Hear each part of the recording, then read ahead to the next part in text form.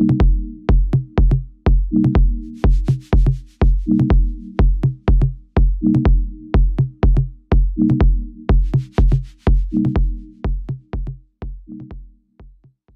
to Unlocking Nature from wherever you are joining us. It's absolutely great to see you. By way of introduction, Unlocking Nature is an initiative of the NGO Leadership for Conservation in Africa.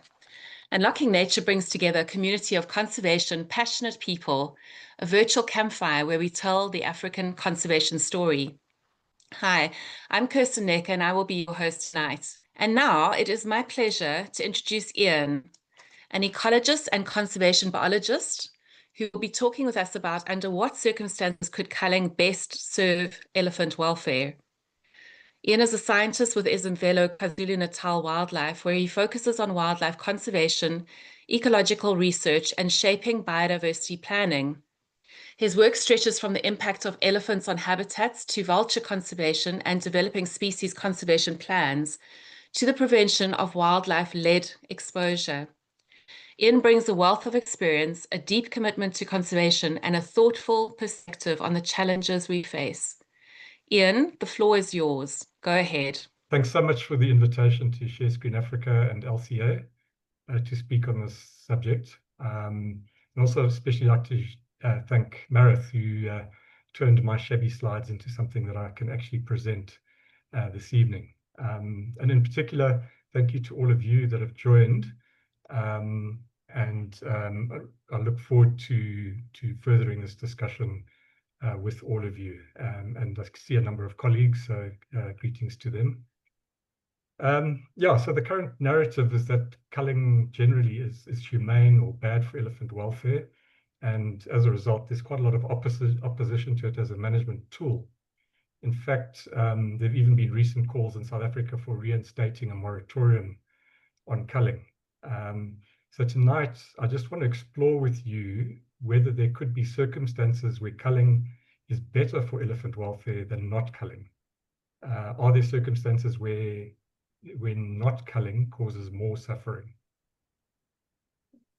So I'm sure every person watching this presentation feels the same way as I do about elephants. You know, they're truly magnificent creatures, sentient beings, and one is always in awe of them, no matter how many times you see them.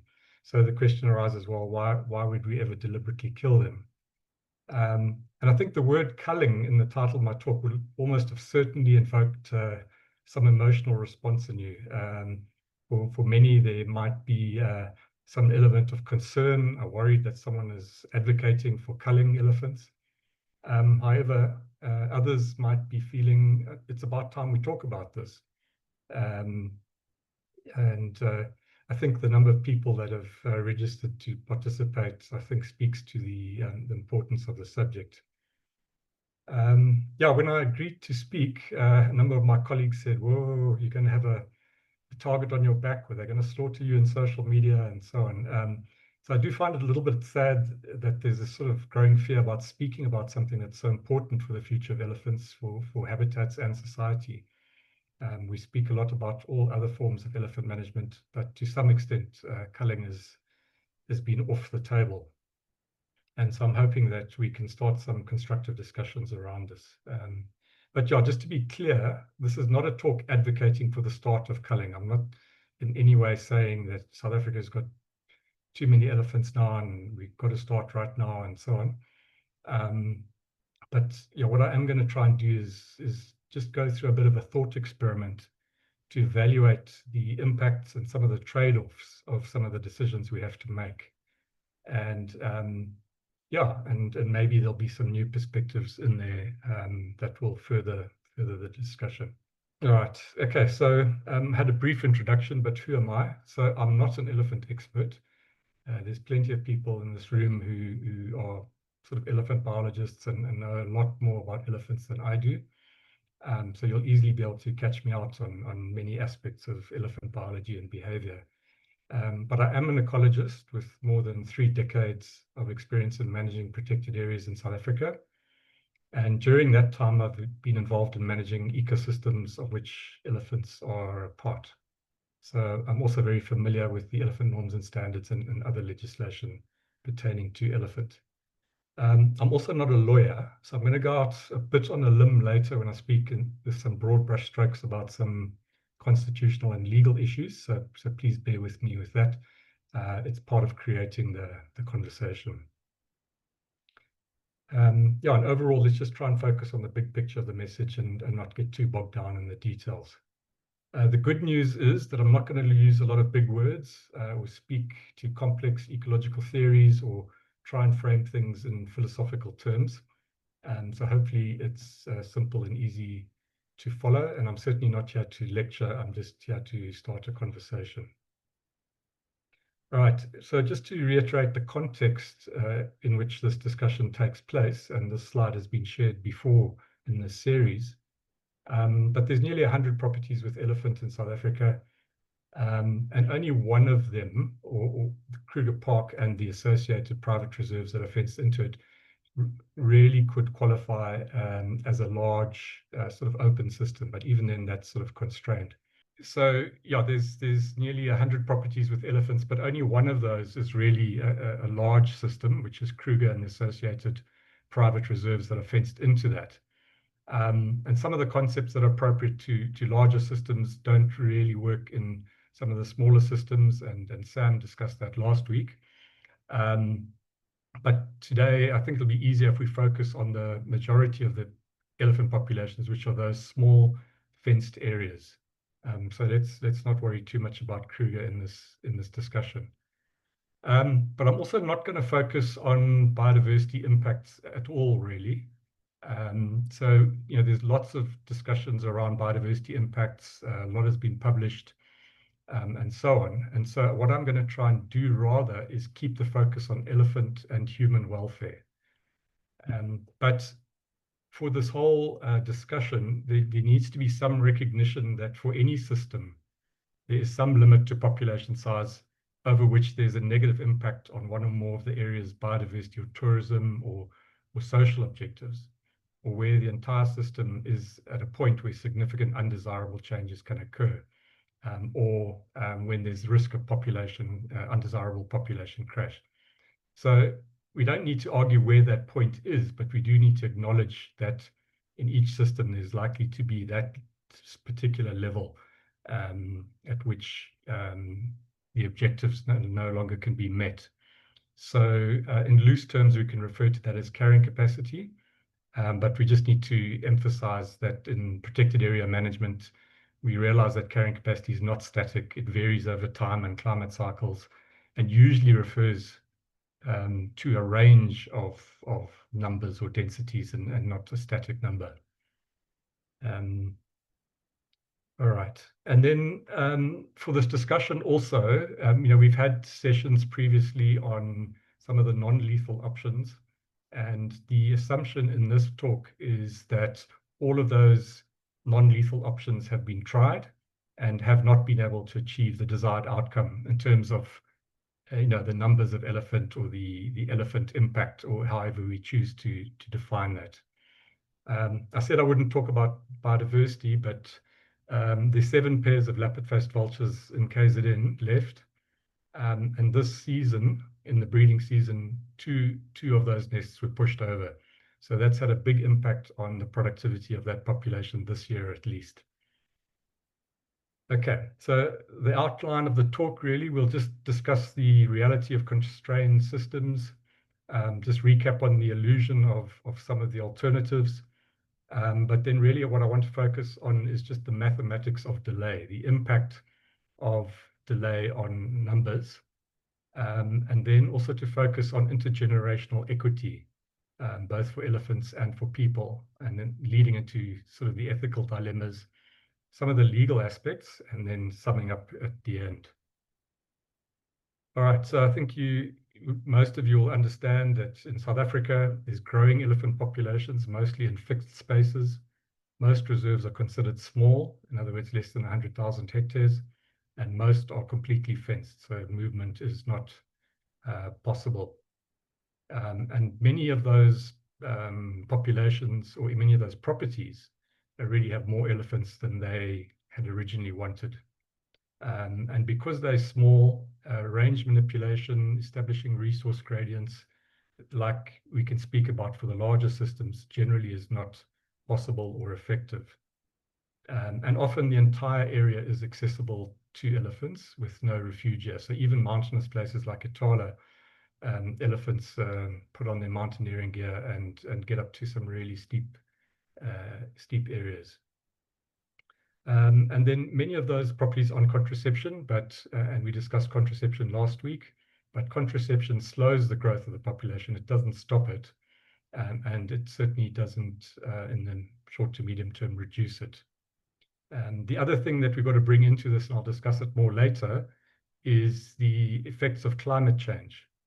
And the increasing drought frequency, the increasing drought intensity that are predicted with some confidence now, and how that then factors into the way we manage these areas. But with many of these small areas, without some form of intervention, some form of removal, they'll end up being, almost inevitable outcome of welfare impacts on elephant starvation and mortality.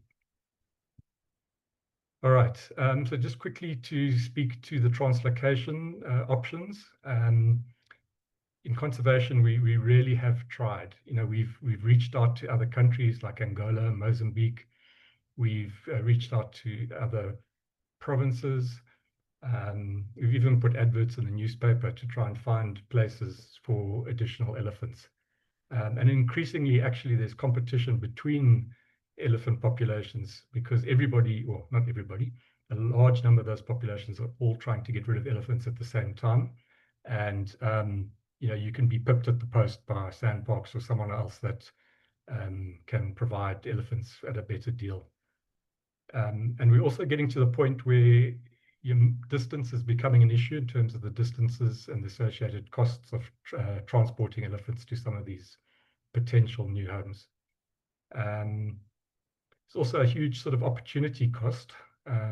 The transport of elephant is very expensive, up to 70,000 Rand for a large bull, less for a breeding cow or younger animals. But there is a cost to doing this, and in many cases, paying for that means you're not paying for something else. So there's a trade-off.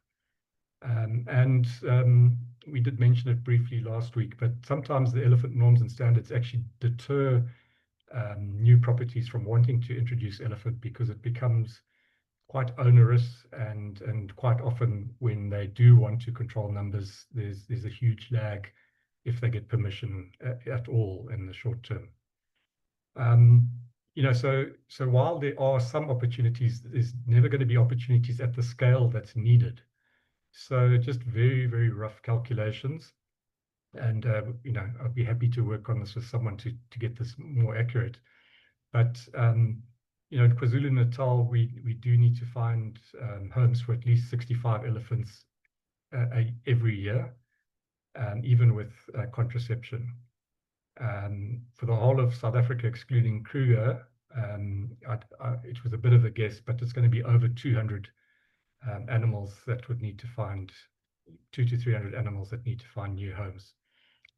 If Kruger decided that 30,500 elephants is their limit, then we would need to be looking for homes for another, over 2,000 elephants.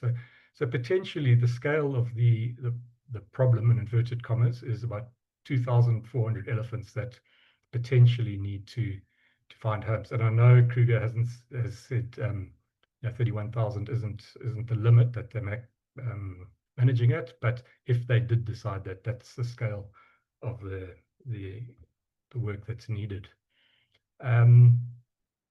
Yeah, and then sort of range expansion, which is the other option, is we found to be extremely costly in terms of land acquisition. In one case that I was involved in, it would have cost 31 million Rand to increase habitat for 9 additional elephant, plus another 1 million Rand a year in perpetuity to manage that land. So it sounds good and easy, but in reality, it's expensive and difficult. And almost all land has got someone living on it these days. So whenever land is looked at for protected area expansion or range expansion, invariably it involves some ethical issues around either moving people or limiting their lifestyle options to accommodate elephant. Yeah, and then translocation itself does cause quite a lot of stress to animals. So it's not stress-free, and I think we've touched on that a little bit before. But we can end up with ongoing stress with disrupted social relationships at the destination, and also human-elephant conflict at the destination, which causes stress and injury to both elephants and people. And yeah, as I mentioned earlier, many future translocations would need to be done over distances greater than what you can ethically do in terms of transporting elephants in trucks and so on. And then immunocontraception. Audrey gave a really good talk last week. It was very interesting. But just bear in mind that every female elephant is going to be disturbed 50 or 60 times in her life, chased by a helicopter, and then obviously darted when she's adult. But that is some form of stress, and you notice a difference of behavior sometimes with every time the herd hears a helicopter, they do move into thicker bush and so on. And then, of course, as we said, it doesn't stop population growth. It reduces it, and it doesn't reduce existing populations in the short term. All right, so I just wanted to focus a little bit on what I've called the mathematics of delay. Noting that there's not many options available for reintroductions and translocations. Let's just sort of look a little bit at the consequence of delaying removal decisions. So I've just created a very simple spreadsheet model. It's not a sophisticated population model, but it's good enough, I think, to illustrate the point that I want to make here. And I have used sort of some published growth rates, but these figures, of course, can all be changed. So I just wanted to start with a protected area that I'm involved in. And the estimated carrying capacity, or the preferred number of elephants, was somewhere between 100 and 120. If we had managed it at 120, so started removals when the population was at 120, that would have required the removal of 273 elephants over the remaining, over 50 years. I'm just using a 50-year window here. However, we've let them get up to 230. So if we decided that we wanted to reduce it from 230 back to 120 and then manage at 120, over 50 years, we'd remove 382 elephant, which is 109 more than if we hadn't let the numbers increase at the beginning. If we keep the population at 230, that would require the removal of 523 elephants over 50 years, which is 250 animals more than if the population hadn't been allowed to increase from the initial carrying capacity. And if we let the population grow to 300, either because through adaptive management we think it can hold 300 after all, or because of the inertia of management decision making. Making decisions on elephant removal is very administrative. There's decisions that have to be made within organizations, and provincial organizations then have to get permission from the national minister, and there's always a to and fro with questions and so on. So that process could easily take three to 4 years. So even when you feel like you need to start, you need to start 3 or 4 years before that point. But anyway, if you manage it at 300, that would require a removal of 550 elephants over the next 50 years, which is 282 more animals than if you'd managed the population at 120. And this figure here of 550, in the first 9 years, there's no removals as the population grows up to 300 from 230. So even in the 41 years, it's 550 animals that need to be removed. So, I'm talking about elephants being removed, but in reality, based on what we've discussed, that in effect quite often might mean that's the number that need to be culled. And of course, yeah, as numbers grow, so other potential stresses like human-elephant conflict, resource competition, and so on come into play. And then I'm not sure if Sam's in the room, but forgive me, Sam. I just took very rough Kruger information just as an exercise, mainly for myself. But if the elephant population there had been managed at 7,500 over 50 years, that would be about 26,000 elephant that would have need to have been removed. If the population had grown to 10,000 in sort of year 7, that would be 31,000 elephant that need to be removed, which is 4,400 more than the 7,000. And then, at present, let's say we've got 30,500. If you decided you wanted to keep them at that level, that would require a removal of 42,000 over the next 50 years, which is 15,000 more than if the population had been kept at 7,500. And then if we then let the population go up to 50,000, which could happen in the next 10 years, even though that the removals would only then be for 9 of the 50 years, there would still be a number that need to be removed. But if you look at the number after that would need to be removed on average to maintain the population, it's 500 per year at the small population sizes. But if once you get up to 50,000 and you feel that there's a need to manage, you're then suddenly looking at over 3,000 animals a year that would need to be removed. So, basically at that point, it almost becomes unmanageable because, there's certainly no homes for that number, and even processing that number of animals becomes logistically difficult. So yeah, once you get to your sort of target population, in the next 50 years, you can see if you're maintaining it at 50,000, it's a whole lot more elephants to remove than if you maintained it at 7,500. So this is just something that I wanted to be sort of quite clear about, is that sometimes short-term or immediate removal and keeping populations small rather than trying to see what's the maximum number we can have ultimately would reduce the number of animals that need to be removed. And as we say, if we can't find homes for these elephants, then they would be removed through lethal means. So there's a case to be made for keeping populations smaller in terms of basically elephant welfare with a number of elephants that need to be removed. So basically the principles, later intervention means more total removals required. Because of exponential growth impacts, small delays have large consequences in terms of numbers.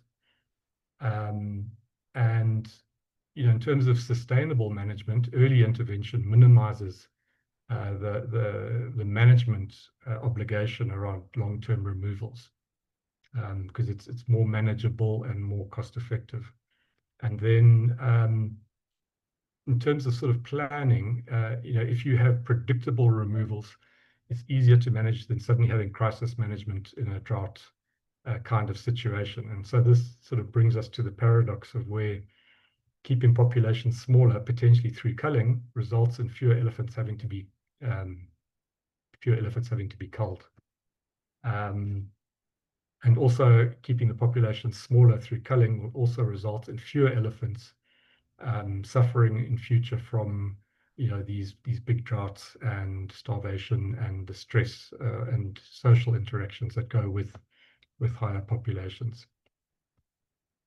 But what does often we talk about population regulation or density dependent growth and so on. But what does that actually mean? It's normally like in a drought. It's the older animals and the very young animals that die first. So that's what happens. when numbers get very high or when we go into a drought period. And I think we know enough to know that droughts are going to become more severe going forward. So the risk of mortality is going to be higher, and the risk of suffering for those elephants. Higher numbers also mean more pressure on the fences, more social interactions inside, searching for better resources outside the protected area. So you end up with that problem. And then what is not really seen so it's out of sight and out of mind, is human-elephant conflict. And I like this photo. Well, I don't like it, but what it illustrates is what we don't see. So one of the consequences of not managing elephant numbers is more instances like this, where elephants are quite traumatized. They're often injured, and most often, later on, are actually killed.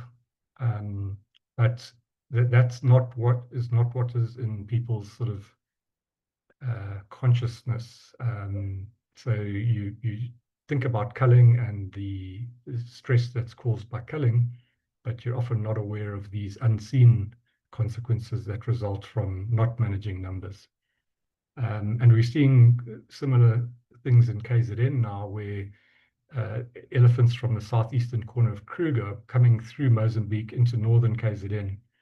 And it's causing stress to elephants, but it's also causing impacts on people's livelihoods and so on. And I'm not saying it would have been solved if Kruger had fewer elephants, but when they did have fewer elephants, that kind of thing didn't work.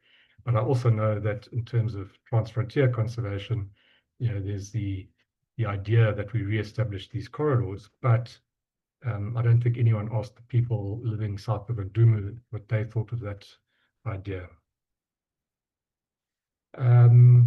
Yeah, so at the moment, the traditional view is culling is bad, letting elephants live is good, and we tend to focus on individual animal welfare and immediate suffering. But the problem with that is that it ignores long-term consequences of inaction. And as I mentioned, some of those consequences are out of mind, out of sight, out of mind, and that's why we need to sort of highlight those so that people can make more informed decisions. And it brings us back to the initial question. But I think what's really important, and what I wanted to emphasize, in my view, is shifting the welfare framework from individual welfare, so in other words, focusing on immediate suffering of animals being culled, and moving away from a sort of binary choice, which is either kill or let live, to really making decisions based on collective welfare of all elephants, and also those elephants that are not yet born, so including intergenerational equity, because our decisions now will impact on the quality of life of future generations of elephant. And in fact, there's a legal basis for that kind of intergenerational equity thinking as well, which we'll just touch on later. So I think that, and then of course, on top of all of this, we've got climate change. And so Southern Africa is warming at twice the global average. We're having these extreme heat events that are going to become more and more frequent, more erratic rainfall patterns. And the climate predictions now are much more certain about the outcomes, and the outcomes are not looking good for Southern Africa, and particularly places like Botswana. But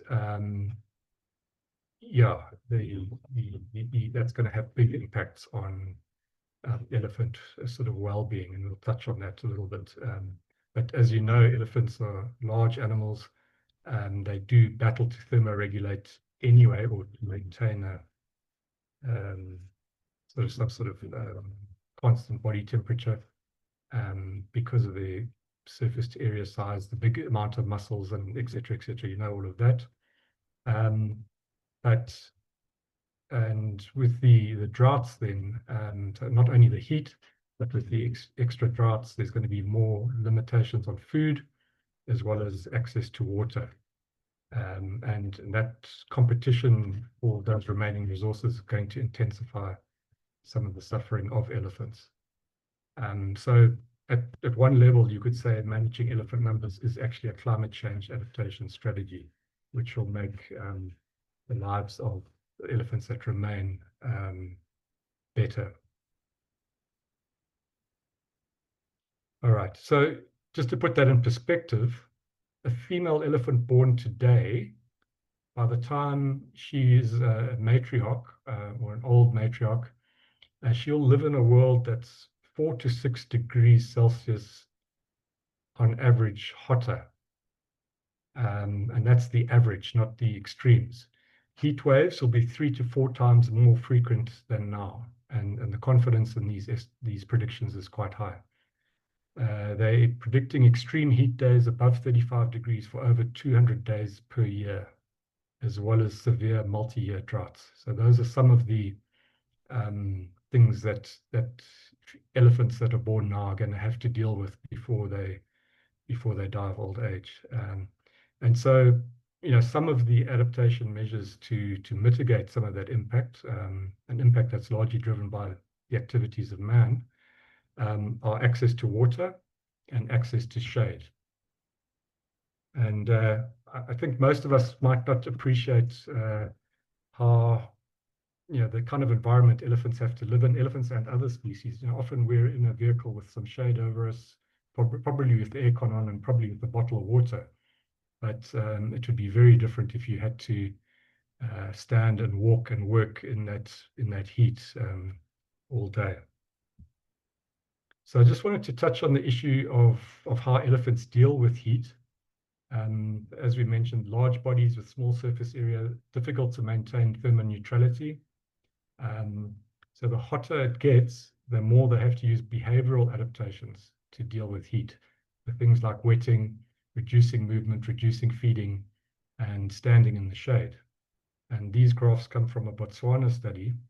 And if you look at the amount of time elephants spend in the shade, as temperature increases here on the x-axis, the proportion of time using shade increases.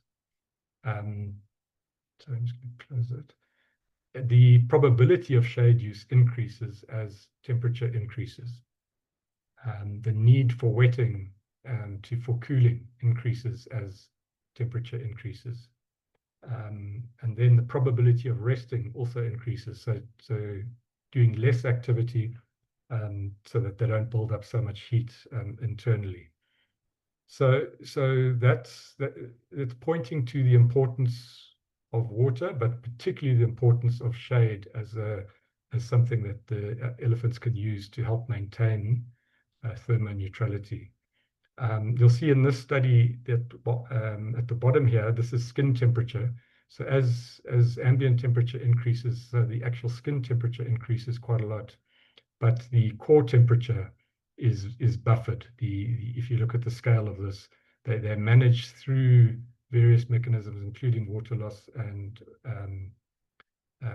shade seeking and behavior changing to sort of maintain some sort of constant range of core body temperature. But I think it's just worth pointing out some of the things that came out from that study, and these are direct quotes. Elephants have the capacity to deal with extreme heat, at least in environments with adequate resources of forage, water, and shade. Future conservation actions should provide for the thermoregulatory resource and spatial needs of elephants. And they assign a high priority to maintaining homeothermy, but their core temperature does increase during the day. So they build up that heat load. So anyway, they were making a strong case for the maintenance of shade as something that elephants need now. And I think what I'm saying is that going into this hotter world, the need for shade, not only for elephants, but for all sorts of other species, is going to increase. And if we talk about adaptation options for climate change, maintenance of shade and the shade microclimates becomes one of the most important things that we can probably control. There's a lot of things we can't control. All right, and just a couple of graphs to illustrate what trees can do. This is not an African study, but this looks at single trees, this graph, and the other one here is clusters of trees. But basically what it shows is the temperature reduction, the air temperature reduction across time of day. And so the shade that those trees produce is reducing the air temperature under those trees. And then the density of the canopy also influences that impact. So trees with a dense canopy and a full canopy are more effective in reducing heat compared to those trees that are a bit more scraggly and have a less dense canopy. So that's what that line is showing there. But when you have clusters of trees, the interesting thing is that you get that same cooling effect during the day, but at night you don't get as much of a cooling effect. So it maintains some of the heat. And that's actually, for elephants, probably quite a good thing, because if you look at some of the places in the Kalahari Sands like Wangi, we can get to -10, -14 at night. Elephants actually struggle with keeping warm in those temperatures, and you'll see them at night sort of clustering under the teak trees. And I think that as a mechanism to look after or to keep themselves warm and reduce the stress of maintaining homeothermy. And again, the more trees there are, the greater the cooling effect. So that's just showing that gradient there. All right. And then the same thing with ground temperature. The trees, the shade that's created reduces the ground temperature by a significant amount. And that's really important for all sorts of other biodiversity. And the absence of that shade will have an impact on a lot of things, including seedlings of trees that elephants ultimately are going to need. I just quickly took a snapshot of this. This is records that John Rushworth in Hoedspruit is keeping. But when an air temperature of 42.7 degrees, the ground temperature was in the sun was 77.5. On this day, this is December last year, the air temperature is 42.5, I think, and the ground temperature was 80 degrees. So that's what biodiversity and little plant seedlings have to deal with at a ground level. So 42 is hot, but 80 on the ground is scorching. And so shade again then creates those cooler microclimates. A lot of work done in agriculture, similar sort of thing. If you just focus on this graph, this is the air temperature, and then this is the body temperature of in this case calves. And the solid line is where there's shade, and the dotted line is where there's animals in the sun. And so they're actually able to reduce their body, or the body temperature doesn't increase as much when they have shade, and there's a less of a stress response. And just to come back to climate change, so some of the rainfall predictions, the models are converging more and more. But if you just focus on this, these are the summer predictions for two different models. And then these are the winter predictions for the same two models. But and red indicates a drying trend, and blue a wetter trend. And so what you can see is with both models or both scenarios, in summer, in the rainy season, most of Southern Africa is going to become much drier. And then in winter, it's also going to become drier. And the scale bar here indicates millimeters of rain difference. So that's the world that we're going into, and the world that young elephant calf is going to be living in the future. And as a result of some of climate change, as well as other factors, human tolerance of elephant impact is going to decline, I'm sure, particularly because it's going to become more and more difficult to grow crops, lower yields, so therefore less tolerance. yeah, and then, but shade is one factor that we can manage. Um, and it forms an important thermal refuge for animals. And so fewer elephants would be a way of making sure there's more shade. I know that the relationship is not linear and complex, but fewer elephants will also mean that fewer elephants will finally suffer when it comes to those difficult conditions. I'm going to skip that.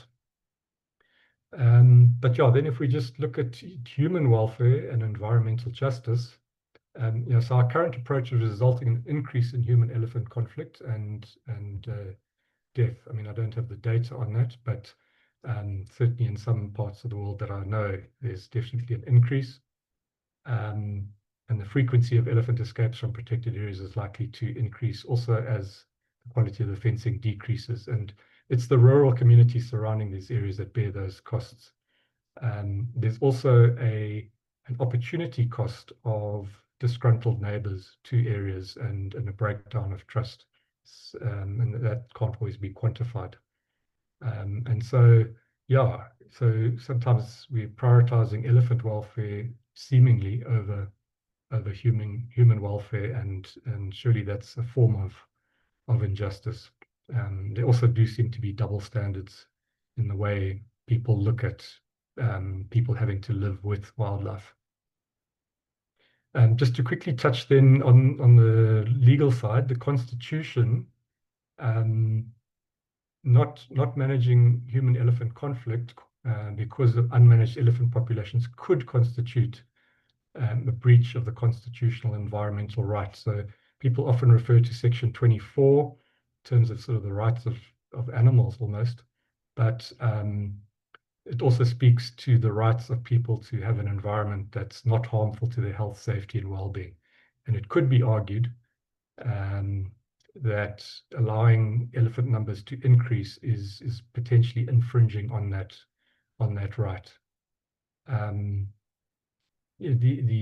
That Constitution section also speaks to the need for government to prevent ecological degradation and undermining sustainable conservation and human development. So it's a positive duty imposed on the state to deal with those two constitutional issues. Yeah, so potentially a breach of our constitutional obligations by not managing properly. But the Constitution also then uses this term intergenerational equity, or referring to future generations. And again, there's a positive obligation on the state to manage for future generations. Yeah, so therefore, all sort of environmental management decisions, including those involving elephants, biodiversity, or land use, need to consider the long-term ecological consequences for future generations of people, but also future generations of elephant.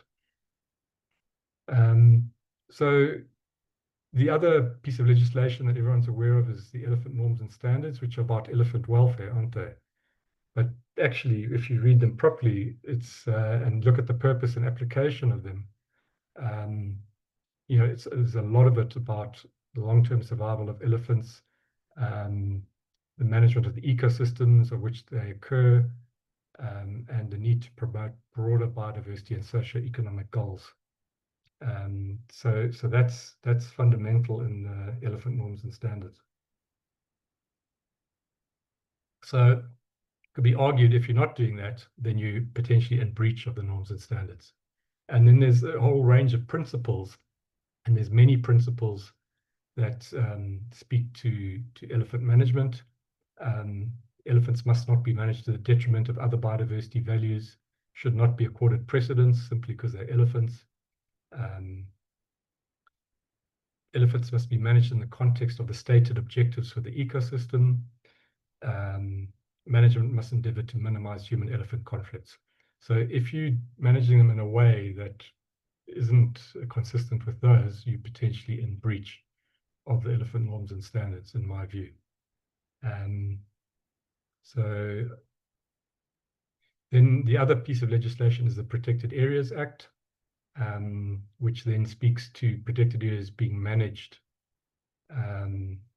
in accordance with the purpose of the protected area, the purpose for which it was established.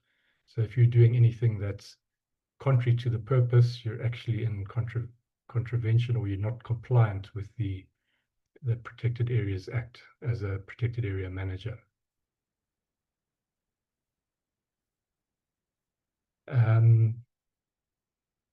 Yeah, and then, what I do really worry about with our current approach in some respects is that maybe we're reducing economic opportunities for future generations of people to derive benefits from those areas that we currently enjoy and derive benefits from. And some of that is through potentially degraded tourism potential, sense of place, reduced attractiveness, and then potentially reduced species diversity. And you've seen the classic fixed point photos. But if you look at a place like the central areas of Kruger and the Lowveld, it might look like that now.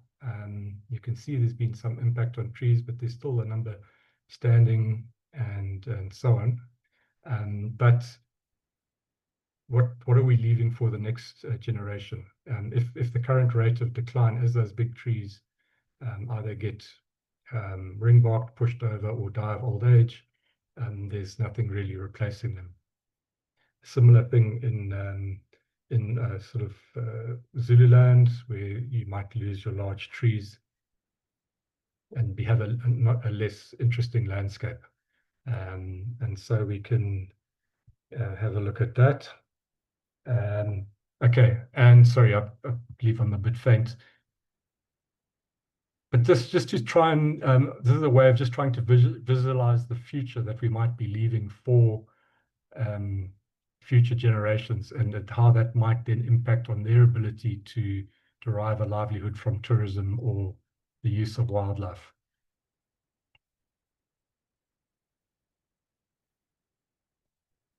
And as you're rushing to get to the gate in Kruger, you might see a nice sunset, but future generations might not see that same sunset, or not see it in the same way. Okay, so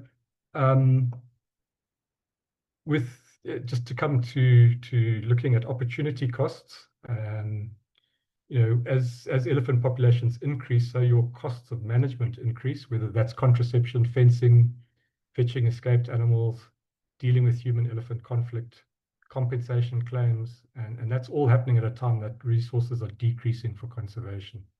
So there's a mismatch there. And of course, every rand that gets spent on elephant management is a rand less that gets spent on managing other elements of biodiversity. It's as simple as that. And then, of course, the other opportunity cost is the decreased support for protected areas when human-elephant conflict arises. So there's quite a lot in the psychological sort of literature around some of this. But I think, a large part of it is maybe related to personal guilt, and about the idea of animals being killed, or our discomfort with that. But we're not always aware of the alternative, which may be more animals suffering for longer periods. And because that's not really in the forefront, when people are making their decisions, that's not, it doesn't come into their decision-making process as it should. And that's why we really need to sort of emphasize some of the consequences, like I'm trying to do now, so that we can get better balance in our decision-making or our opinions. And then protected area managers and managers of elephant populations are also avoiding taking decisions that they know are necessary because of the consequence to them or their organizations of taking some of those decisions. And so again, there's a lot of literature on decision avoidance, but that is kind of what's happening in my view in many respects. And we're just hoping that the next generation of managers can pick up the problem, and we don't have to deal with the issues. So we are passing on a burden to future managers. The damage or the problem is going to grow, the damage is going to accumulate. And so, yeah, it is putting an extra burden on future generations of managers because we're not comfortable making those hard decisions. But for elephant managers, you know, they may escape some criticism and some investigation and that by not culling now. But ultimately, when animals start dying in the protected areas, then you're going to get that same scrutiny. So it's sort of damned if you do, damned if you don't. And you know, the last sort of big elephant die-offs were before the days of social media, when there were fewer tourists and they didn't all have cell phones and Instagram accounts and so on. So I think the next big drought we go into with larger elephant populations, that's going to become more and more of an issue. And I am getting to the point of wrapping up now. So, yeah, really, this is a call for really considering collective welfare of elephants and the welfare of elephants yet to be born. At the moment, I feel we're on a trajectory towards a poorer future for elephants that involves more death and more suffering, more human-elephant conflict, and various other stresses that will be in elephants' lives that we could make a difference in. And so we must just really embrace a more pragmatic, ethical perspective that where we look at preventing the greater suffering while preserving biodiversity and protecting human lives. So circling back to the question at the beginning, under what circumstances could culling best serve elephant welfare? Well, I think these are some of the things that if you answer yes to, those would be circumstances when culling would be better for elephant welfare. So where there are no practical alternatives for translocation or habitat expansion, where the climate change predictions for Southern Africa are correct, which we think they are likely to be. If human population growth rate remains high, Africa's got the highest human population growth rates in the world. And so the density of people and the distribution of people is increasing. If habitat loss continues, so there's less opportunities for corridors and more constraints on existing wild areas. And if budgets for conservation continue to decline, which is almost inevitable, or which is very likely, and that relates then to the ability to actually keep animals in as well as fetch them when they leave. And yeah, and the other instance would be when we care about opportunities and costs for future generations, both of people and elephants. So in my view, yeah, culling, given the circumstances in South Africa, could be one of the best things that we could do for elephant in terms of their collective and long-term welfare. This proverb at the bottom is attributed to the Chinese, but I don't know where it actually came from. You know, so when is the best time to plant a tree? 20 years ago. When is the second best time to plant a tree? Well, it's now. And so I think we shouldn't be delaying too much longer in terms of utilizing this management tool. And yeah, so then basically in wrapping up then, in these sort of constrained human-dominated landscapes, you know, the failure to manage elephant numbers is itself going to result in elephant deaths and elephant suffering. The collective and intergenerational welfare of elephants, we need to shift the evaluation of welfare from individuals to populations and from immediate to intergenerational. And there's both a moral and a legal basis for that. And really, we need to start seeing culling not as a failure of compassion, but an expression of compassion when it prevents greater suffering. And so it would be a form of compassionate conservation. And we need to start, in my view, judging actions by the outcomes of actions and not necessarily by the actions themselves. So more consequentialist approach. And in this case, it's what is better for collective elephant welfare. Yeah, and then I suppose, all of us might need to just reevaluate whether our own immediate moral discomfort with culling may result in the certainty or the probability of future and maybe greater harm to elephants. So that's just some of my thoughts and some perspectives on culling and the need for culling and the value of culling as a management tool. And I focused on how that can actually be good for elephant welfare. Of course, it's good for biodiversity and it's good for a range of other things. So I think with that, I look forward to the discussion and I'll hand back to Kirsten. Thanks. Thank you so much, Ian. Fantastic. You have got some great, I was going to say appraisals. I don't know if that's the right word. Some great applause from the audience. I saw one by Dust Jobert saying, excellent presentation about a complex issue. It's important to see and consider the bigger picture. And another one by Bruce Dankworth. Sorry if I'm not saying your name right. Ian, I must congratulate you on a really excellent talk. It is an extremely difficult subject, but you have confronted the reality head on. Well done. So with that, I would like to open up the discussion to the audience. I just wanted to say that there has been a very lively conversation going on in the chat, and I will invite some of the people that have been involved in those conversations just to give a little bit of maybe a question to you and a response. But first of all, let us go to one of the live questions. And I see Ryan Davey, you have your hand up. So go ahead with a question, please. Thanks, Ryan. Thanks so much, Ian. That was great. Learned a lot from that. I have two questions, and I'll be as quick as I can. There's a theory that the numbers will cap in areas like Kruger and other areas where elephants are growing. And let's say the number in Kruger caps at 55,000, which I believe was a theory.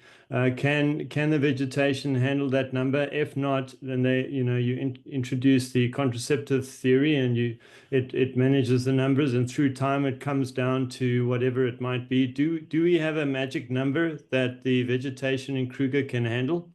Thanks for the question, Ryan. Look, sorry, Kirsten, do you want me to answer at the end of each question, or Yes, please, Ian, go ahead. Okay, yeah.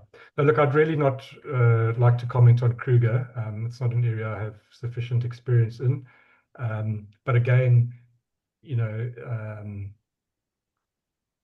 I think, I would, my personal feeling or opinion, and not based on working there, is that at 55,000 you're going to see some very significant changes that are going to have quite severe impacts on a range of other biodiversity features.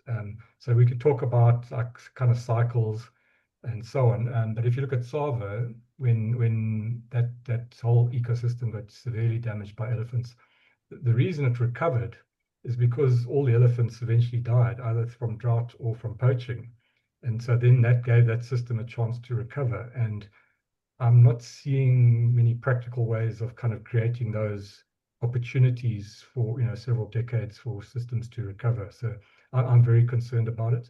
I think the other important thing is that protected areas remain some of the last refuges for important species like vultures. They just can't live and can't nest outside protected areas. And so if we are serious about vulture conservation, it has to happen inside protected areas.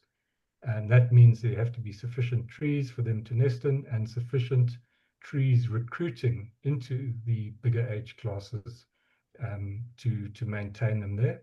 And then in terms of contraception, I mean, it's a big job to contracept 200 elephants. I don't know how you would run a program to make a significant impact contracepting a population of 55,000 elephant. I think it's not going to be affordable, and in my view, just really not an option, except maybe in certain small areas. Great, thanks, Ian. And last question, I'll be quick, is let's say you get the green light to cull.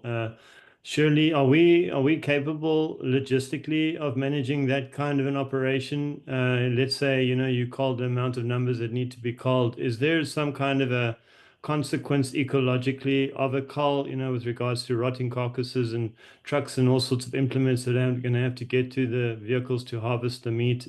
Is there a consequence to that? 'Cause I'm sure there's where there's an action, there's a reaction. Is there something that would concern you? It would concern me less than not doing it. I think the impacts can largely be managed. I think the logistics of it are going to be, for a big system like Kruger or Botswana, whatever, it's going to be extremely complex and expensive. The smaller areas, I don't see any major issues. Obviously, the elephant norms and standards mean you can't cull within a herd, so that means that you can't shoot a few such that you can process the meat and then shoot a few the next day and process the meat. So it will, in those circumstances, inevitably mean that some meat may be processed, but other carcasses are going to have to be left out. But what some of our experience with human wildlife conflict is that if you can invite local people to come and collect meat, and there won't be a scrap of meat left on an elephant carcass in a few hours. So people will come and remove that meat. So I don't anticipate loads of rotting carcasses. I think there are going to be challenges where there's tourists and vehicles driving to an abattoir or some place to process animals. There's going to be some backlash seeing that, what's going to have to be managed carefully. So I think one of the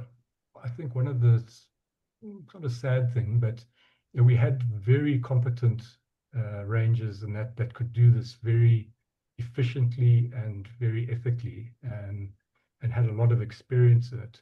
With the sort of the moratorium initially at the stop of culling in '94, and with it only just restarting now in some minor instances, we've lost that whole transition of that experience from that generation to this generation. So there's going to have to be another whole learning process involved, but that can be managed also. It would have been better that there wasn't that break. It would have been better for elephants if there wasn't that break. But we can get competent teams that can cull elephants humanely. Brilliant. Thank you so much, Ian. Appreciate it. Thank you, Ryan. Thank you, Ian. Ian, a question from the chat. It was actually right up at the very top of the chat by Bruce Dankverts from Choma, Zambia, a fan of Kafue National Park. Following the culling in the Kruger National Park and Wangi, how seriously did the culling affect the behavior of the remaining elephants? Okay, again, this is not my area of expertise, so I'm hesitant to comment. I mean, I grew up in Wangi, so I know it quite well. And I don't think there was much negative impact. With the contraception, we're seeing animals moving into thicker bush when they hear a helicopter. But I don't think there were major impacts. I don't think elephants became more aggressive. In terms of the other stresses with other herds knowing about the trauma going on, there probably was a level of stress, but I don't know that it translated into behavioral differences. But there are other people that could speak to that with much more authority. But I don't think there were worrying behavioral changes that either became a threat to tourism or staff in the park and that sort of thing. Thanks. Thanks, Ian. I have a question, or I'm going to ask Guy Midgley now to ask his question. Guy, go for it. Yeah, I just want to inject something very briefly that I haven't seen discussed in this entire chain of conversation. And very briefly, it's that it's very likely that the vegetation production across the southern African landscape is probably higher than it's been for 2 to 3 million years at this time because of warming, rainfall, and high CO2. And one of the biggest contributors to that is woody plants, trees. And if you go back 15,000 years, it's very likely that elephants would have been under extreme stress under the cold, dry, treeless landscapes of southern Africa. So it looks to me plausible that elephants have been bouncing back in the Holocene and achieving numbers that they hadn't seen for hundreds of thousands of years. And it's partly in response to this greater production, and huge areas of southern African landscapes are falling under the cover of greater and greater tree numbers and tree densities. And this is the risk of climatism, just believing the climate models, but not thinking about ecosystem responses and the production of the entire ecosystem and the role of elephants in that. So that I think it really needs to be factored into this. I would be very suspicious of rainfall projections. And you talk about low rainfall and droughts. Yeah, perhaps, but wow, they're very, very uncertain temperature for sure. So given those things, I would be very much more prudent about using climate change as a very significant part of your argument. I don't argue with the need for considering regulating numbers, but we may need elephants at some point to control trees in vast areas that are elephant free. And let's not forget about that. But I just want to inject that into the discussion. Guy, thanks. And you know the stuff better than all the rest of us. So the comments are really appreciated. Yeah, and of course, extra CO2, extra temperature, better for plants. And as you say, we've got this what's called bush encroachment, or thickening up of woody plants, higher growth rates. So perhaps for some plants, the response to browsing may improve. I think what's as I understand. So while you've got that as maybe as an overarching thing.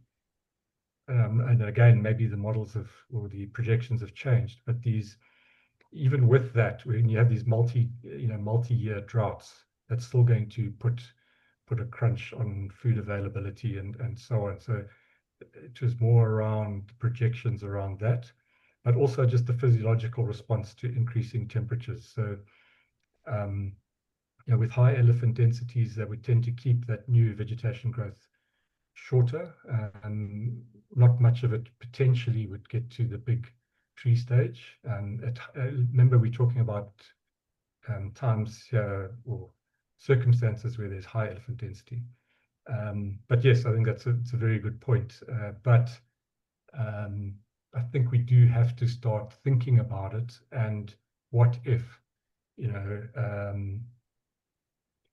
one of our best safeguards would be having fewer elephants, because if it does turn out to be bad, then a lot of elephants are going to suffer. But if it doesn't, and you have fewer elephants, well, then it's fine. So there's also sort of that perspective in that. But thanks for the comment. Thank you, Ian. Another question from the chats now. Banele Makoba says, good evening, members of the panel. I would like to inquire about how we approach the current issue regarding elephant populations. Many reserves are now overstocked or exceeding their carrying capacity. Legally, we are required to exhaust all other control measures before resorting to lethal methods such as culling. For example, in Marakele, elephant populations are approximately twice the area's carrying capacity. In the private concession where I work, Marataba, we are slightly governed by sandparks regulations, which sometimes complicates population management efforts. Given these circumstances, what would be the appropriate way forward to effectively managing these populations? Thanks, Ian. Yeah, I mean that's the situation a lot of populations are in. So that sounds very familiar. The context that you explaining there. I think I do worry that the elephant norms and standards are so prescriptive that it really reduces our ability to do adaptive management and to be agile. So that's one of the things. So it's more difficult to respond timelessly to certain events.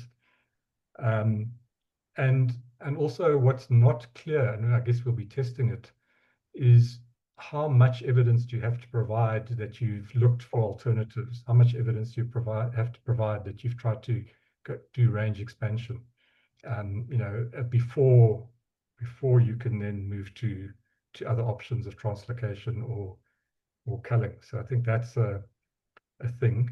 So I'm hoping that perhaps the new version of elephant norms and standards is slightly less prescriptive and more dealing with kind of processes and principles, that then gives some autonomy back to managers. So for example, if we take a state protected area in KwaZulu-Natal, there's a whole internal process to get approval for animal offtakes, and then you have to then apply for a permit, even as a provincial organ of state, to national government. And so in effect, the national minister makes the decision about how a provincial protected area is managed. And I personally have some challenges with that. I mean, I understand the need for national standards, but what it does is it delays the decision-making process, and we have to build that into the way we manage also. So people might say, oh, we're not seeing any damage, but you have to make the decision maybe 4 years before you want to implement anything because of all of those factors. And so that's sometimes how it gets confusing for people looking at this from the outside also. So that's just some perspectives in response to your question. Thanks, Ian.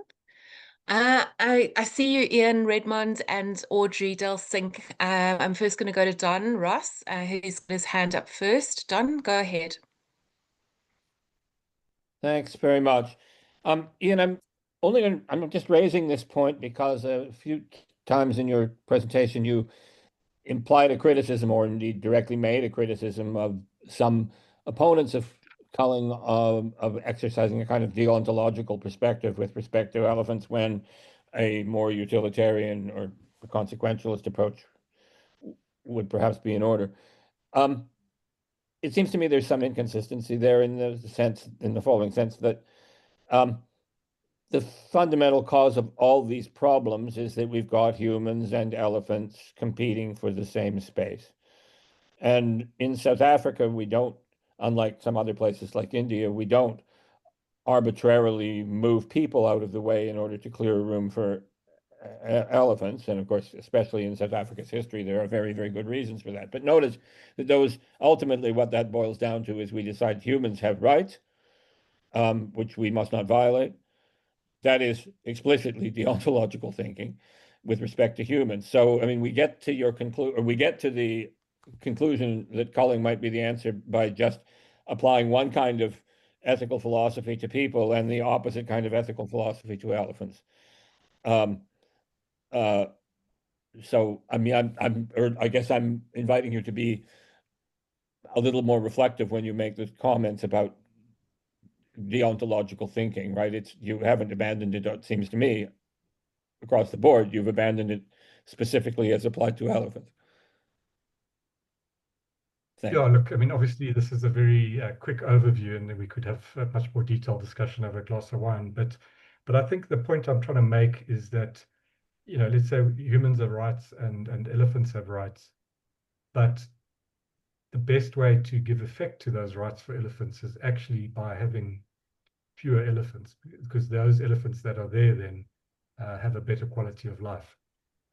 So yeah, I know I'm not addressing it directly, but that's sort of, when we talk about rights, it's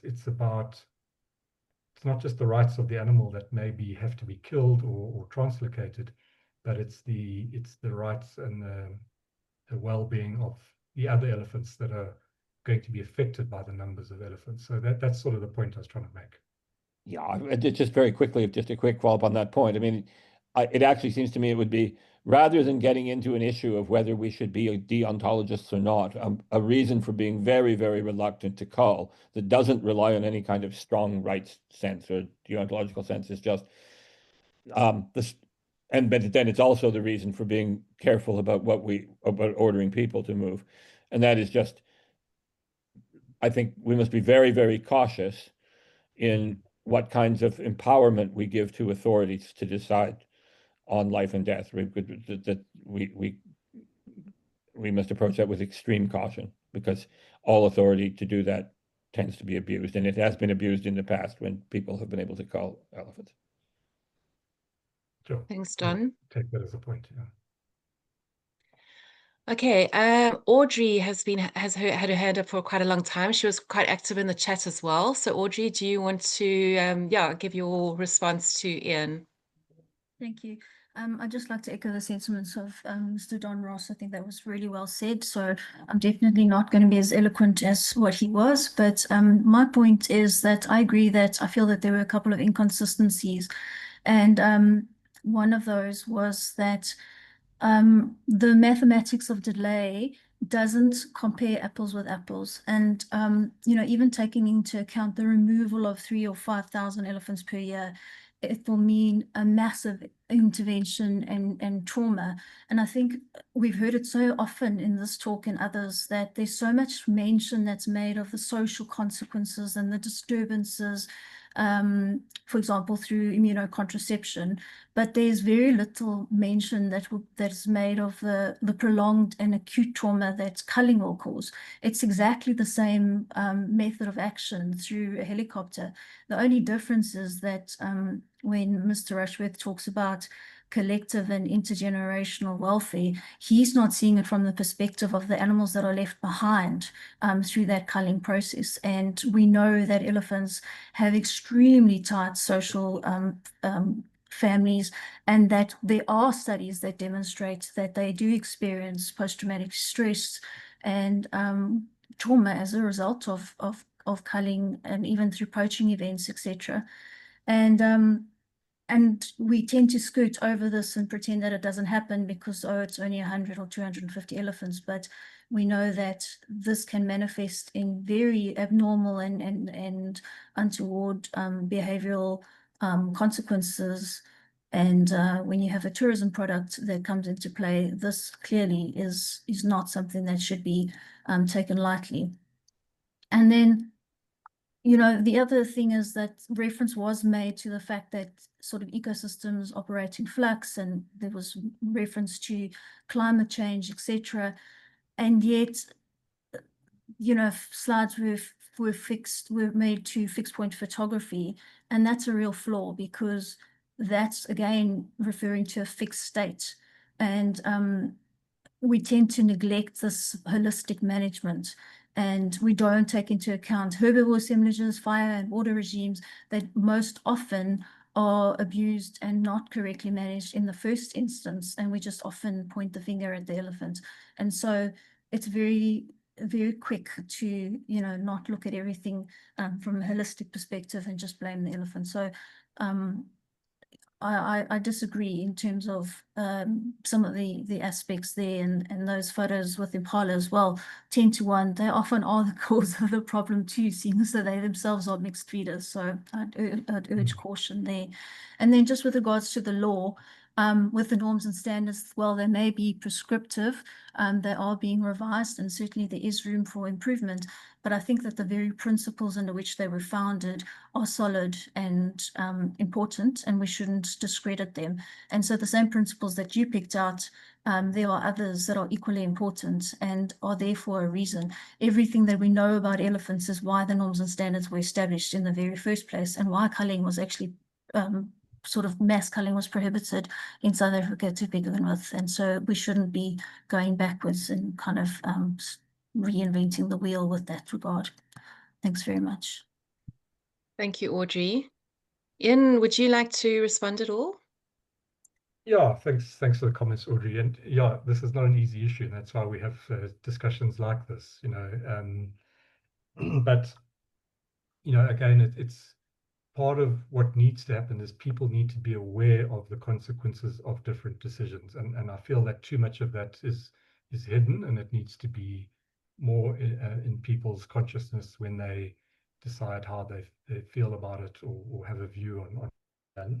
So that's part of what I was trying to do.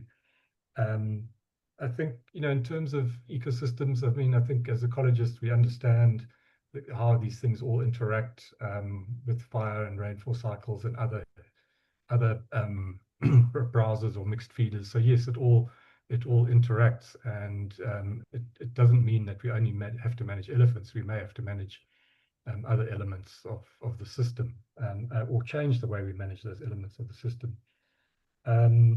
But I think, in terms of culling, again, it's part of this trade-off. There might be ways of making it less traumatic, and that's really where I think the discussion needs to go. Is let's accept that it's going to have to happen, and let's work together to find ways of making it more ethical and less traumatic. So there, there's definitely room for the behavioralists and others to work together to find better ways to do it. But we can't get away from the fact that it's going to be needed.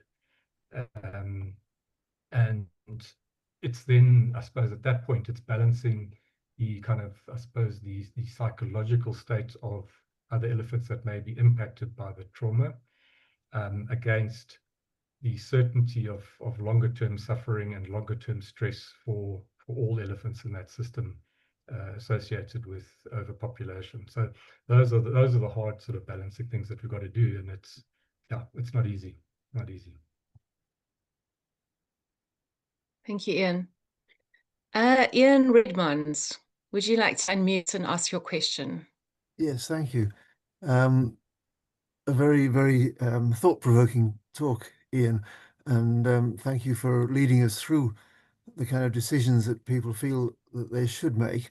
The one thing I don't think you did touch on is that if there is a drought and a die-off of elephants, the elephants who die are the ones least able to survive. And the ones who survive are the ones either genetically or through their cultural knowledge of the habitat that they live in, able to survive. And what worries me about humans deciding we need to reduce this population is that you take out a family and you might just have taken out the family with the best genetic resources to ride out the drought. And we don't know. It's just playing Russian roulette. Which elephants to be killed? I don't know. And I don't think I think it's human hubris to think that that's our job. You're right that we have created this crazy situation of lots of little pockets of elephant habitat surrounded by fences.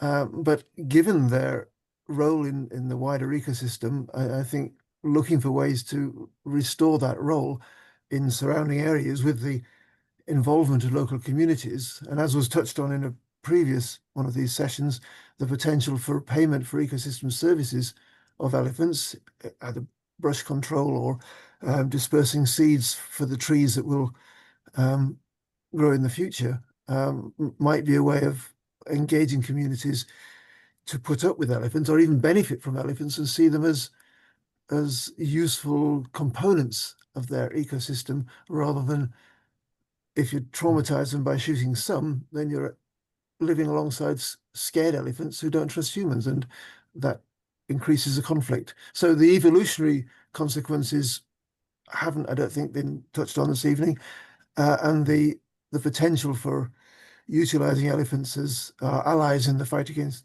climate change needs to be, I think, explored more, because I think communities would be much more tolerant to elephants if they were being paid what some calculations suggest their contribution to carbon sequestration could be measured at and paid for. Thanks. No, sure. Yeah, so first of all, I don't think we're saying it's either or. I mean, I think all of these things around range expansion, corridors, trying to find ways of incentivizing people to keep elephants or tolerate elephants in the landscape, or benefit from elephants in the landscape, all of that needs to be done. But it doesn't get away from, and I'm focusing here particularly on the small fenced areas. I can understand in a larger system, still trying to maintain that sort of evolutionary process of allowing elephants to die in droughts. I mean, it's not a particularly nice way to die, but allowing them to die in droughts, and then sort of hopefully in that way maintaining the evolutionary process of finding, maintaining the best genetic population. So I can understand that in bigger systems. In the small fence systems, you're not going to get to that point. I don't think, before they've probably all died of starvation. So there has to be an intervention. Contraception is proving to be very, very useful to reduce the growth rates, but ultimately it doesn't stop the growth rates. And so you do get to a point in the small systems. And bear in mind, we're not just talking about ecological processes here. So if you read the elephant norms and standards and the Protected Area Act, there can be multiple objectives for an area, and the reason for managing elephant numbers may have nothing to do with the vegetation or biodiversity. It might be purely a social thing, it might be purely a tourism thing.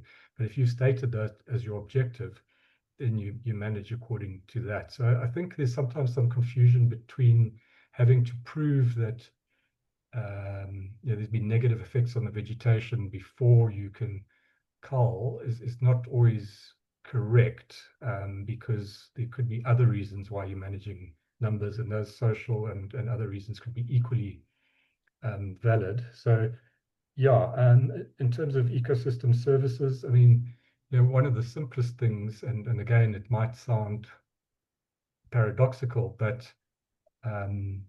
the ability of local communities to benefit from hunting has been one of the best things for elephant conservation. And that's why elephant persist in some of these open systems, is because they bring value. And I worry that this move towards shutting down hunting ultimately is going to mean there's no reason to have elephants on your communal land, or no reasons to introduce elephants onto your private land, because you're not going to be able to benefit from them. They're just going to be a hassle and not a benefit. So I do worry that the push against hunting ultimately is going to be negative for elephants. And that might be unanticipated or unintended, but that's potentially the consequence. Yeah. So I don't know if I answered all of your points, but yes, it's not simple.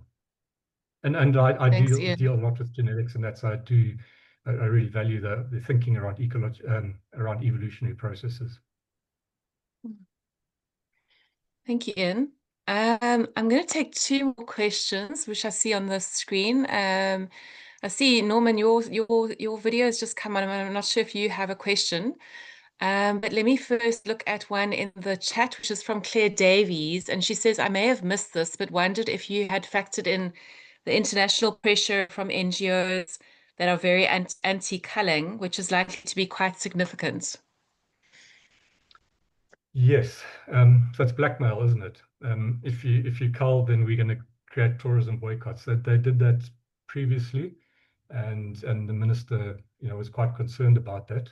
So, but the point I'm trying to make is that those people might be thinking that they're doing elephants a favor, but actually elephants are going to be worse off, because you can have more elephant suffering, more human-elephant conflict.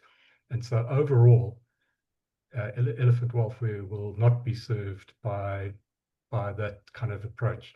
And so that's really, I think how we need to respond to some of it. And that's why I focus most of this talk on elephants and not on the issues around ecosystem management and things like that, because I really believe that culling or reducing numbers, in reality, culling is going to be better for more elephants for longer. Okay, thank you, Ian. Bruce, you've been waiting for a long time. Go ahead.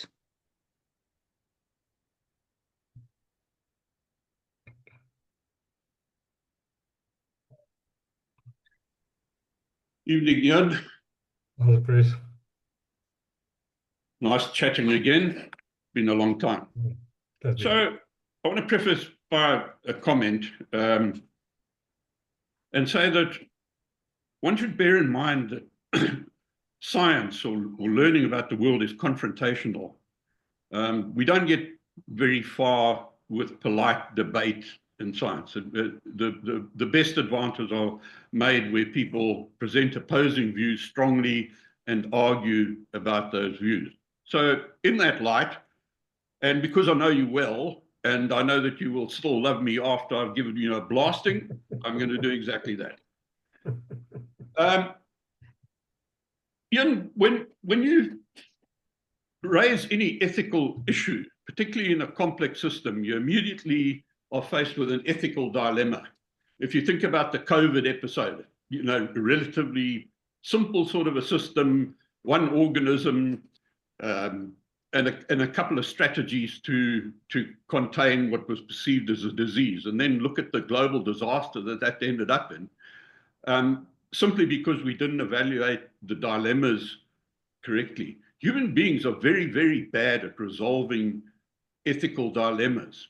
And when you get into ecological systems, because they're complex, and there are a lot of ethics involved, you have all sorts of dilemmas.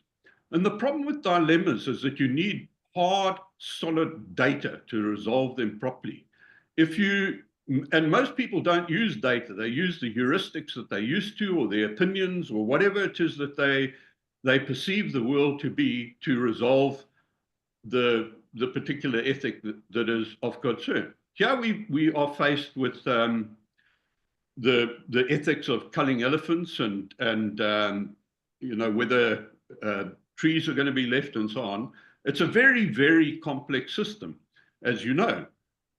And I don't believe that we know enough about it to resolve those ethics properly, or to resolve the dilemmas properly.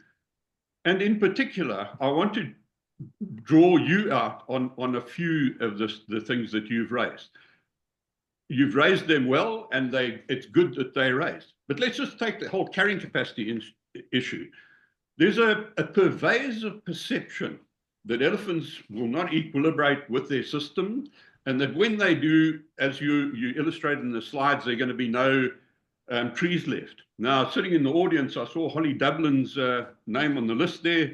Holly will recall that quite a while back, she produced a little model, I think it was in Murchison, she can correct me, maybe she'd like to comment on this, that showed that the removal of trees from a system doesn't happen without fire. There were alternative stable, I think the paper was titled something like Alternative Stable States. Holly, if you want to correct me in the chat or whatever. But the point is that the likelihood of elephants obliterating trees completely out of a system without the help of fire and a whole lot of other things, other herbivores as well, doesn't have any support in data. And the other side of that is that we know very, very little about what the community composition is going to be like in either small reserves or very large ones. It's probably site specific, but we don't have data to actually decide on what the species mixes are going to be. We know that a couple of species are likely to disappear out of the system, mainly because of elephants, but there are other species that are likely to disappear mainly because of moisture stress.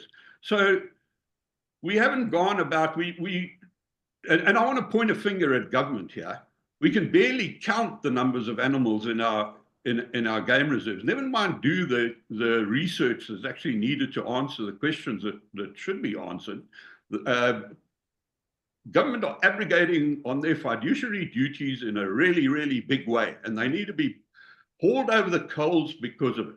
So, I think enough of a blasting. I'm holding the floor, but the point I want to make is that we need to debate these kind of things, but we need, myself included, to be humble about it and to say, is what I'm saying correct? Mostly it isn't. So I'll leave it there and let you reply. Bruce, look, I mean, I took the easy route out. I mean, I understand these things are complex. I understand there's huge information gaps. So that's why I just jumped straight ahead in this presentation today, assuming we've got to a point where we've made that decision. So I took the easy route in there. But I think, yeah, there's no doubt that these things are complex. But there's also, we also, between us, we also understand a lot. I mean, there's been a lot of work done over the years, a lot of monitoring done over the years. It's not perfect. There are gaps. But I would dispute that we don't have enough information to make informed decisions. And where we don't know, so one of the things I'm worried about is that we're almost treating everything with the same treatment. So allowing sort of maximum elephant numbers. So there's no diversity in management approaches. So you're not getting some areas with low elephant populations, some with high. They're all trending towards the high. So you're applying one management treatment in the face of that uncertainty. And so to me, if we talk about adaptive management, one of the things that we should be doing or could be doing is maintaining elephant populations small, maintain them small for a decade, assess the impacts. If at the end of that decade you're happy that the key objectives of that area are not being impacted on and the ecology is fine, then let it go up again for another decade and then monitor. So rather than going right to the top and then hoping you can come back, rather approach it more progressive, in a slower sort of way. So anyway, that's just sort of a roundabout way. But yeah, I think the other thing with government and costs, as you point out, I work for government, so I'm well aware of the limitations of budget. But that starts at a political level where conservation is not as high on the agenda, or other issues are more pressing. But then, when we start spending more and more money managing elephants, then that just sort of makes the problem even worse in a way. So yeah, also I don't want to take a long time answering it, but thanks for the comments. Thank you, Bruce. Ian, I've just seen a comment come in, and I'm just going to read it. It's a bit of a wait. Where is it now? I've lost it in the chat. There's so many messages coming in. Yeah, from Tapiwe Gumbo, and yeah, it's just I don't think you need to really respond to it, but it's obviously a sad message for us. What's the take-home message to a subsistence farmer who has lost a child and recently harvested crops, a source of livelihood, due to some elephants? Yeah. Okay. So I am going to, I think, close us off. I would just like to say, Ian, thank you so much. The chat has been incredibly active, and we're going to share that chat with you because I think there's a lot that would be interesting, and potentially you want to continue that discussion with some of the participants. And yes, and I would just also like to thank the audience as well for your maturity and diversity in the debate and discussion, and for speaking your truth and with respect. So yes, I think we've all really enjoyed this evening, despite it being a very, very tough and challenging topic. And Ian, thank you for being so courageous in presenting it to us. All right, I drew the short straw, but cool, no problem, and it's a pleasure to chat about it. Okay, super. All right. Okay, thank you, everybody, and see you next week.